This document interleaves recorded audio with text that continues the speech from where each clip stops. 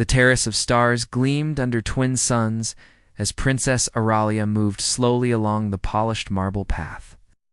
Her wedding gown shimmered like pale moonlight, its delicate folds trailing behind her. She lifted her chin, but her heart fluttered like a caged bird. All around her, noble guests and envoys from distant worlds watched with soft smiles and curious eyes. Few had ever seen a princess marry a man without title or rank. Yet here she was, trusting her future to Kellen, the gentle terra farmer she had fallen in love with on a late-blooming spring morning. Kellen stood at the end of the aisle, his broad shoulders straight and his hands clasped before him.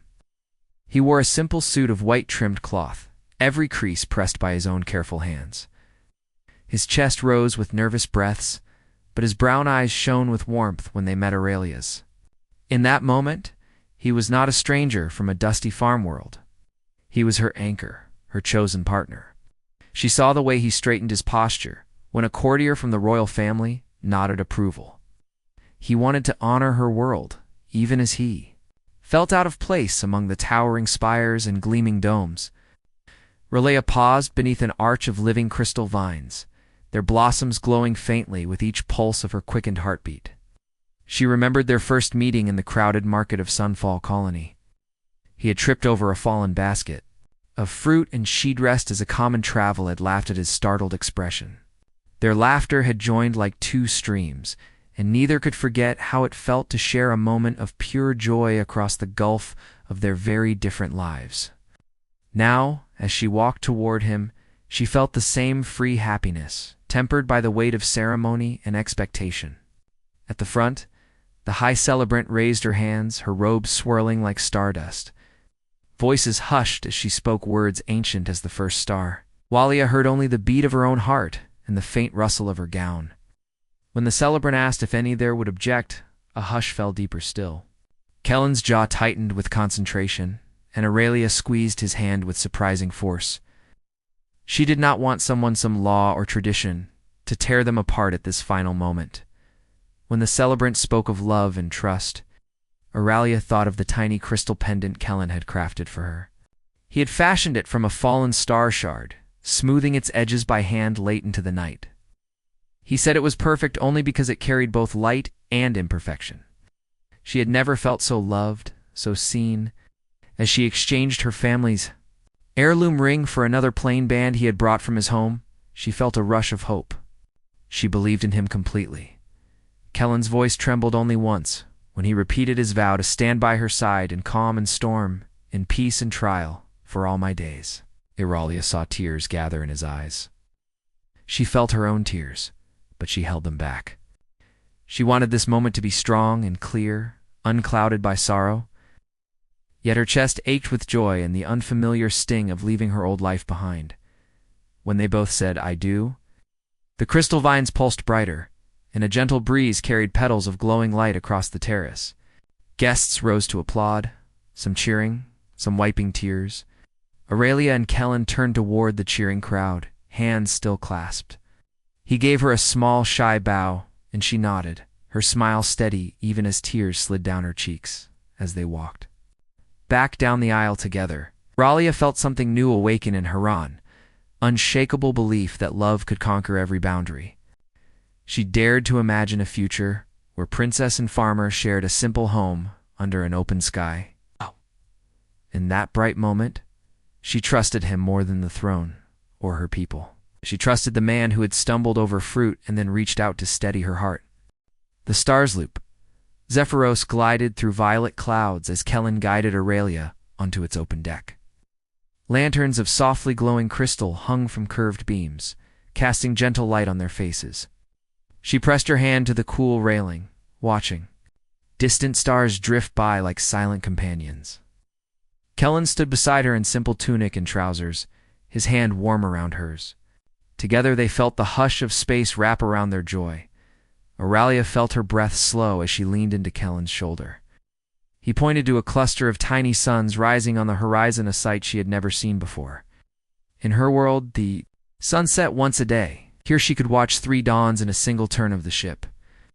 "They burn so close," she whispered, "yet they keep us safe." Kellen smiled, his eyes reflecting their dancing light. That evening, they dined in the ship's glass-domed salon. The table was laid with fruit from Kellen's farm and sweet pastries made by Auralia's royal chefs. As they ate, Kellen told her stories of plain fields and morning fog, of simple joy in tending crops and watching new shoots break the soil. Auralia listened, imagining emerald rows stretching beyond the horizon and the smell of rain on fresh earth. He spoke with such passion that she felt she could almost taste the soil beneath her fingernails. After dinner, Kellen presented her with the pressed violet he had carried from home. Its petals were perfectly dry, yet the color still held the faintest glow. "For you," he said, "so you can remember my world whenever you wish." Auralia touched the flower to her lips and tucked it into the folds of her gown. She presented him with her crystal pendant in return. "Your light guides me," she said softly. He bowed his head, his cheeks pink. Later, they wandered through lantern-lit corridors that curved like the inside of a pearl. Servants left fresh towels and soft robes in their room. Kellen paused by the window, staring out at the endless dark. Auralia joined him and laid her head against his back. "Do you miss home?" she asked. He hesitated, then said, "I miss the feel of my grandmother's hands when she taught me to sow seeds. But I have you now. That is enough." She turned in his arms and kissed his cheek. On the deck, they found a private lounge built around a circular pool of water. Tiny fish with translucent fins swam beneath bioluminescent plants. Kellen waded in first, calling for Auralia to join him. She slipped out of her slippers and stepped onto the cool deck, then into the shallow water. Together, they floated beneath. A glass canopy overhead. Stars seemed to drift above them, and the water rippled with their laughter. Auralia felt as though she might float away on this perfect moment. He pulled her close, and they talked of simple dreams, a small home on a quiet plain, a garden for her crystals and his vegetables, children's laughter in a courtyard. Auralia traced her fingers along his jaw, imagining the years ahead. She felt both excitement and a touch of fear, so much lay unknown. Yet with Kellen by her side, she believed they could face any tide, as the Zephyros veered toward a pale moon to rest. For the night, Kellen offered his coat to Auralia against the chill. She leaned into him, inhaling the scent of earth and rain that clung to his fabric. He whispered, "I will protect you always," and she closed her eyes, letting the promise settle deep in her heart. When they returned to their cabin, Auralia found her bed draped with soft silks and petals from alien blooms. Kellen lit a single crystal lamp and knelt to untie her slippers. She reached for his hand and squeezed it gently. "Thank you," she said, voice thick with feeling. He smiled and helped her settle between the sheets. As she closed her eyes, she felt hope shining brighter than any start to worlds intertwined by love, ready for the journey ahead. The grand halls of the Zephyr Palace shone with polished marble and high arches, each one carved with scenes of ancient stars. Auralia led Kellen through the corridors, her hand resting lightly on his arm. He walked with careful steps, trying not to brush against the jeweled tapestries or slip on the smooth floors. She sensed his unease and offered him a warm smile. "They will grow used to you," she whispered. He nodded, trying to smile back, but his eyes flicked to the guards, hilts at their hips, and the rows of ornate spears lining the walls. At a reception in the Hall of Echoes, nobles and diplomats gathered beneath crystal chandeliers. Gentle music drifted from unseen players, and trays of sweet confections were passed around.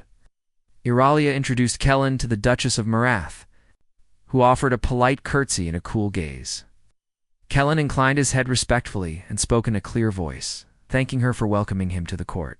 The Duchess's lips barely curved, but Auralia saw her eyebrow lift when she caught sight of the slight bulge at Kellen's waist, the handle of a sword, the scabbard hidden beneath his tunic. "Ta-ta!"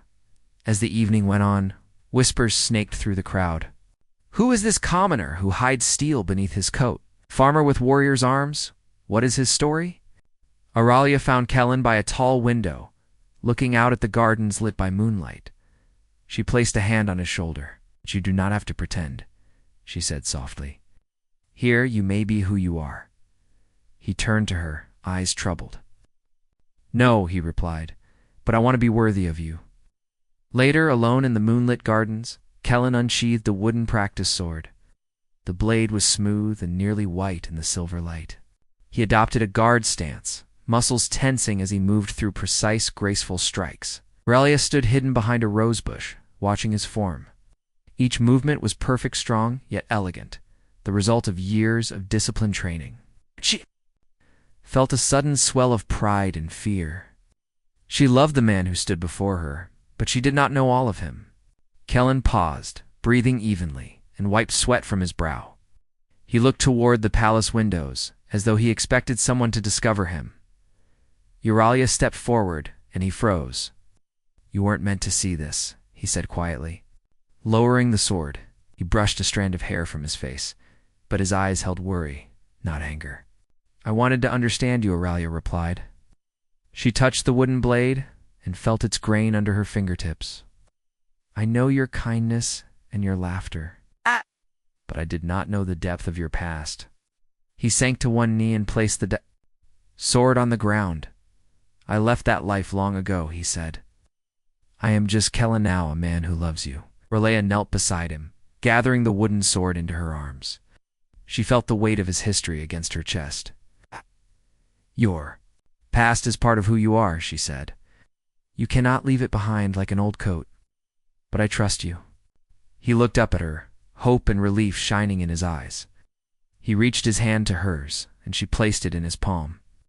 They rose together under the night sky, petals drifting around them like tiny stars. Kellen tucked the practice blade away, and Aurelia took his free hand. "Tomorrow, I will introduce you to my council," she said softly. "No secrets." He nodded. "No secrets," he agreed. When they returned to their chamber, Aurelia found a quiet pride in Kellen's steady gaze.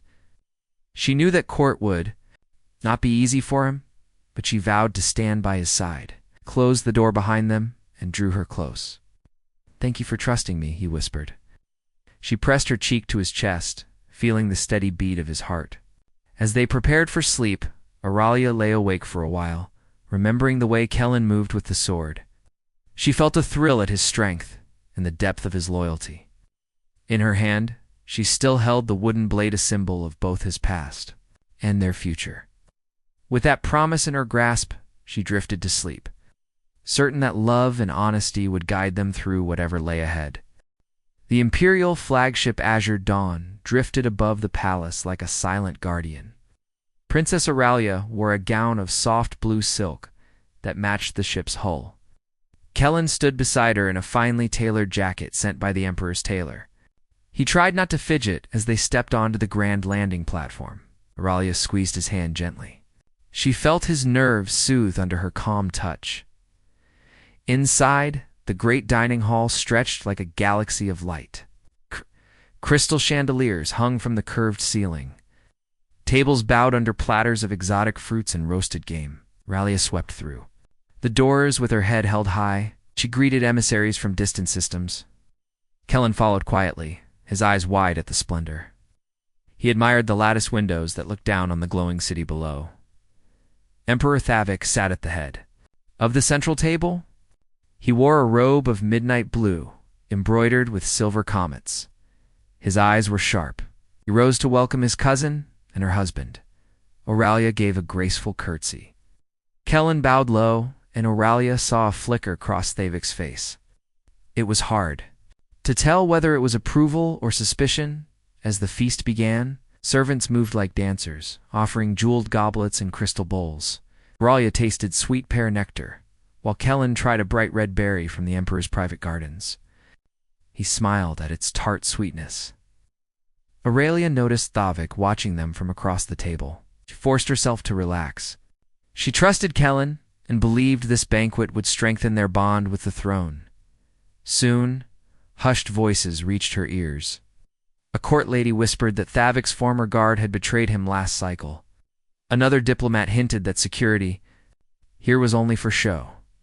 Aurelia's chest tightened with worry. She glanced at Kellen. His jaw was set, and his hand hovered near his waist. He did not wear a blade in plain sight, yet she knew he would protect her if needed. After the second course, Thavik raised his goblet. He spoke of unity between crown and colony, of peace forged by trust rather than steel. Euralia felt warmth bloom in her chest. She lifted her goblet in return and smiled at Kellen, who returned the gesture with a small nod. Around them, the guests joined in the toast. Music rose again, this time with a hopeful cadence. They moved to the observation gallery next, where the azure sea of clouds spread beneath the ship's transparent floor. Kellen pointed at the distant mountain peaks. He told Auralia stories of hiking in his homeworld's foothills when he was a boy. She listened, enchanted by his simple joy. He turned to her, his face glowing in the soft underlighting.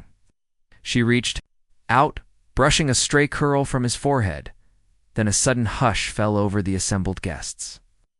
Auralia looked toward a side door and saw a cloaked figure slip in. The figure's eyes darted across the room until they landed on the princess. Kellen stiffened. Auralia's heart pounded. The figure moved in silence, and she realized they meant to approach Auralia. Without hesitation, Kellen stepped forward. He placed himself between Auralia and the stranger. His posture was calm, but she could see the tension in his shoulders. The cloaked guest paused, then bowed low and turned away, disappearing into the shadows as quietly as they had come. A ripple of murmurs spread through the crowd. Auralia felt both relief and shock. Kellen stood firm, his chest rising in measured breaths. Afterward, the emperor approached them. His gaze was unreadable. He thanked Kellen for keeping Auralia safe. Kellen nodded and said only, "I will always stand by her." Thavik studied the farmer's face for a long moment, then gave a curt nod. Auralia exhaled, her hand finding Kellen's. She pressed his fingers, thankful and proud. As they returned to their cabin that night, Auralia leaned against Kellen's arm. The echo of the banquet's music still played in her mind. She whispered, "Thank you for being my guard."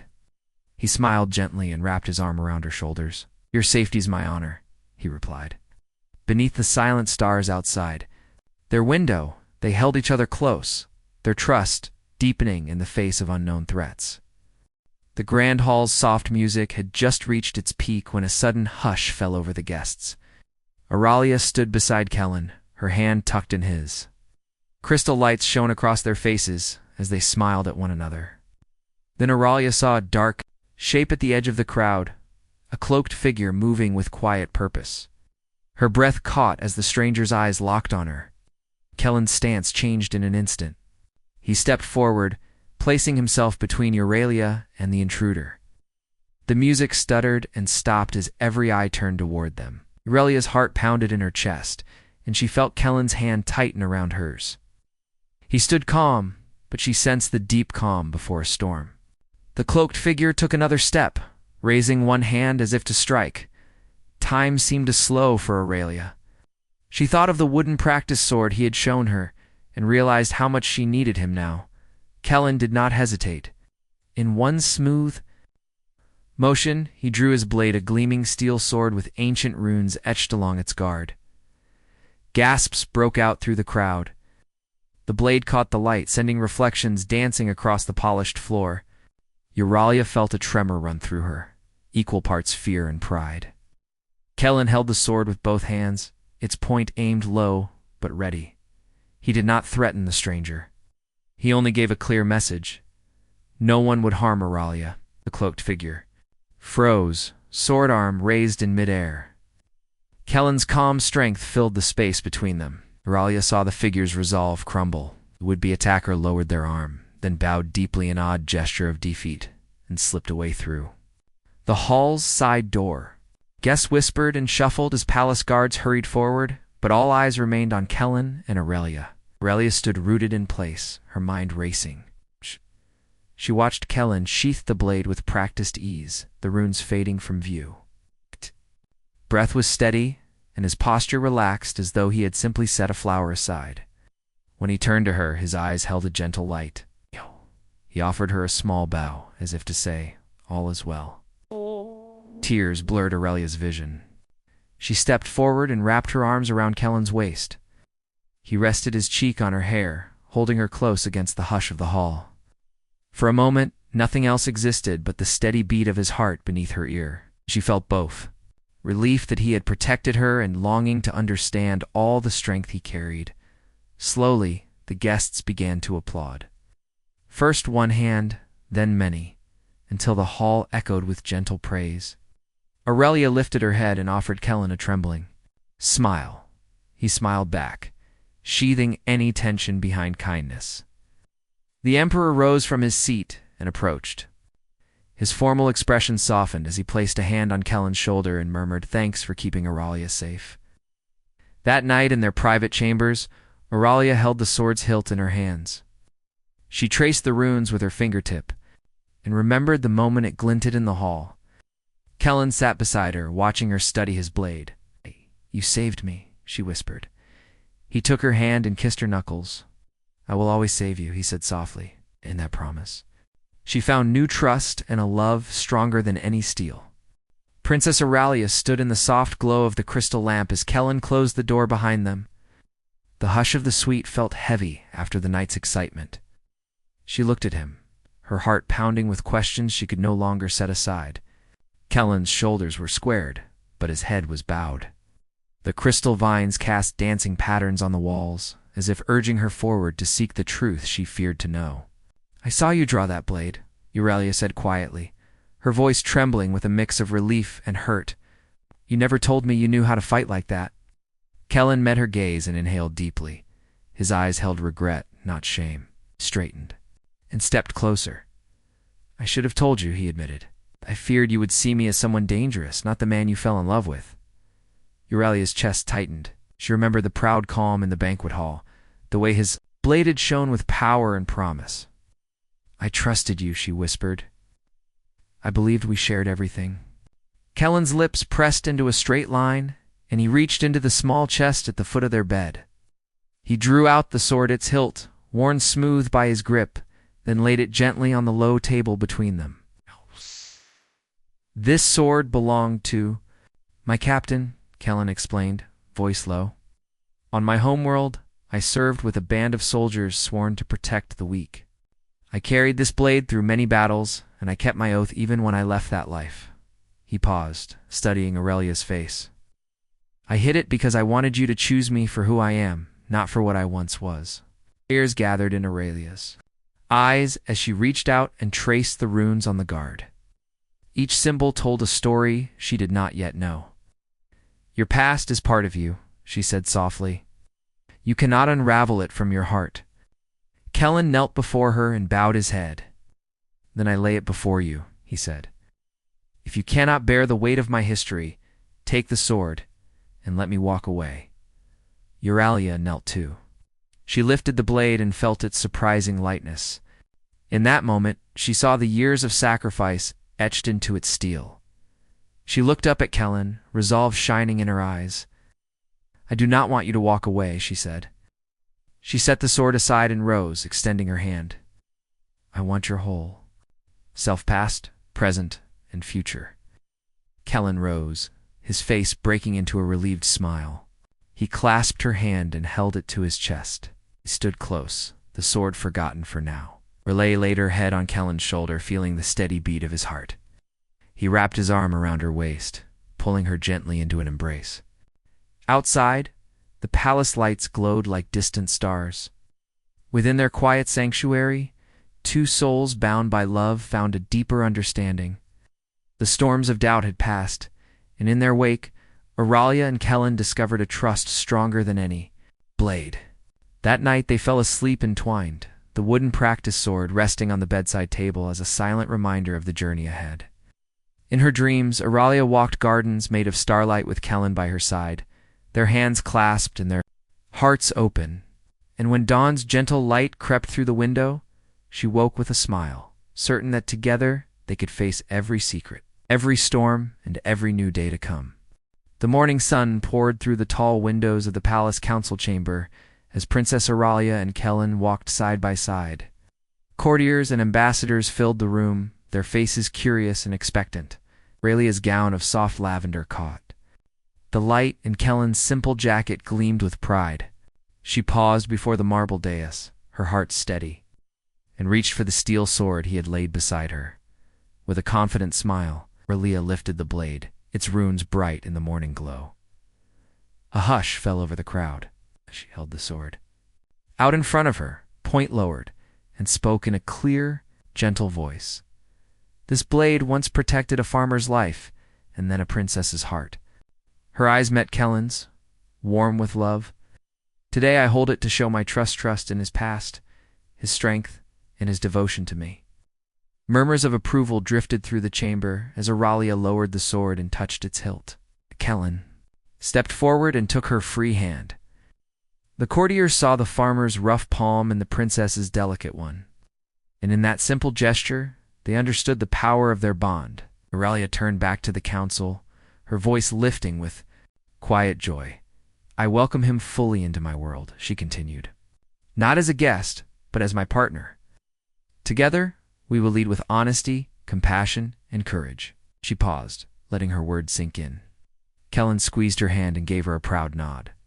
In that moment, the room filled with soft applause, growing steadily until the chamber rang with cheers. Emperor Thavik rose from his seat, his usual reserve softened by admiration. He approached the couple and placed a hand on each of their shoulders. You honor our realm with your unity, he said, voice rich with approval. May your example guide us all. Ralia bowed her head in thanks, and Kellen gave a humble nod. Around them, noble and common alike, smiled, their doubts washed away by the display of true partnership. Later that day, Euralia and Kellen walked through the palace gardens, hand in hand. The scent of alien blooms drifted on the breeze, and fountains sang in gentle rhythms. Kellen pointed to a newly planted grove of silver-leaf trees, a gift from Aurelia's royal gardeners. For our future children, she whispered. He laughed, the sound warm as sunlight, and kissed her cheek. They found a quiet bench by a reflecting pool, where crystal fish swam beneath floating lotus petals. Auralia lifted her hand to the surface, and Kellen joined her, their fingertips touching the water together. We have come so far, she said softly. I once feared your blade, but now I see the heart that wields it. He turned to her, eyes shining. And I feared I might lose your trust, he replied. But you have given me your whole self. Euralia leaned against his shoulder, feeling the steady beat of his heart. Your strength is not in the steel, she said, but in your honor, your kindness, and your love. He wrapped his arm around her waist, drawing her close. Above them, the twin suns reached their zenith, bathing the garden in warm light. As the day drew to a close, Aurelia and Kellen stood on the palace balcony, overlooking the sparkling city. Lanterns began to glow across rooftops, and the sky blushed. With sunset, Kellen lifted Aurelia's hand to his lips and kissed her fingers. She rested her head against his chest, listening to the promise in his heartbeat. In that peaceful moment, two worlds had truly merged. The princess and the common man shared a future built on honesty and shared dreams. Their love, tempered by trials and proven by trust, shone brighter than any treasure in the palace. Together, they stepped forward into their new life, united in heart, spirit, and destiny.